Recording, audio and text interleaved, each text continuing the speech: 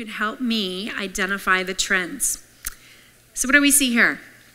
Anybody, yell it out. Color. Yes, lots of color. So this is that same house that had that beautiful front porch, and I said we carried the color palette right through the house. You can see that we've done it here, and then this is the little dinette off the kitchen. So colorful lantern, colorful art, even in the banquette fabric, pretty colorful, and we sprayed the chairs in the blue, which is really fun.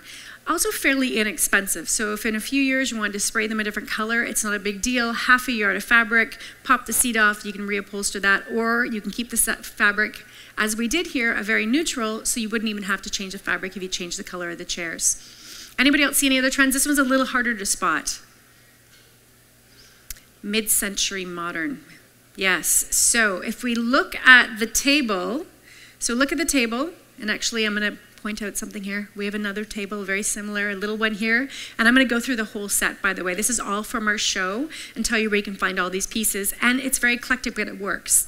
So that table base is often called the tulip base, and it's inspired by Eero Saarinen, who did the original table like that with the marble top. And in this case, we actually had a top made for it out of quartz. We wanted it to look very similar to the original table, which was a marble, but marbles are tough to live with if you have a young family. So when you're thinking about adding marble, I love it. It is beautiful, but it does get a patina, and some people might call that stains. So if you're somebody who would call it stains, don't get marble, because marble, red wine, curries, acid, lemons, limes, anything like that is going to leave a mark on your counter, and who needs to worry about that when our lives are busy enough?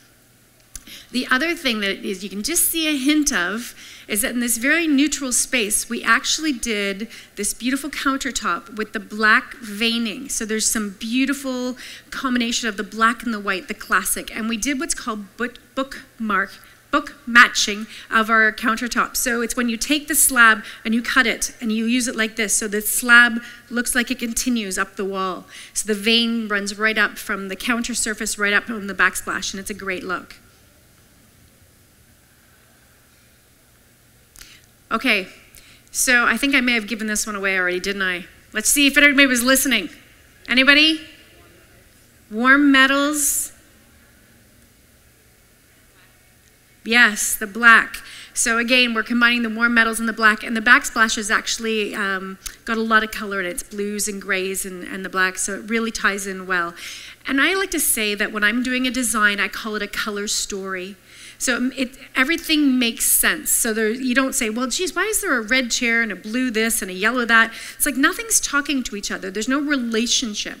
So it's nice if you can have a relationship. So on our set, for example, our rug has all these beautiful colors. And if you really look, you know, there's orange in our rug, we have an orange sofa. There's these blues and grays, we have a chair that matches. So you can see that by having a rug like this or a piece of art, for example, and pulling colors and being inspired by that, all of a sudden everything makes sense. And I call that a good color story. This room. So, I mean, it's a little hard to see, but can anybody see what trends we might have here? Color. I heard color. So we have these beautiful turquoise and greens. So this was a house in Toronto in Mimico, and it was a very small little house, very compartmentalized, and they're right by the lake, and they said, we want kind of a beachy feel.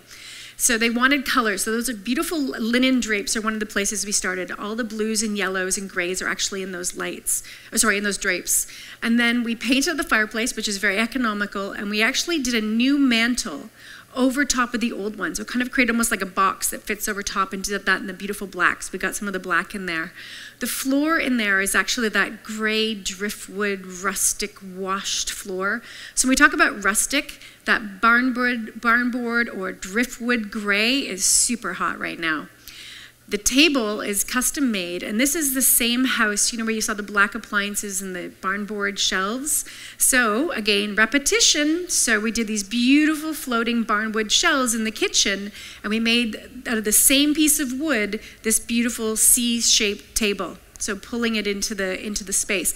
And for a family that's looking to have children, this table's fantastic. So it's already got a bit of a rustic elegance to it. And if it gets marked or scratched, or if somebody decides to dance on it, it's a sturdy, good family table. So you can see this is that kitchen, another shot. So you can see the barn board shelves here, the black. Any other trends in here? Hard to see.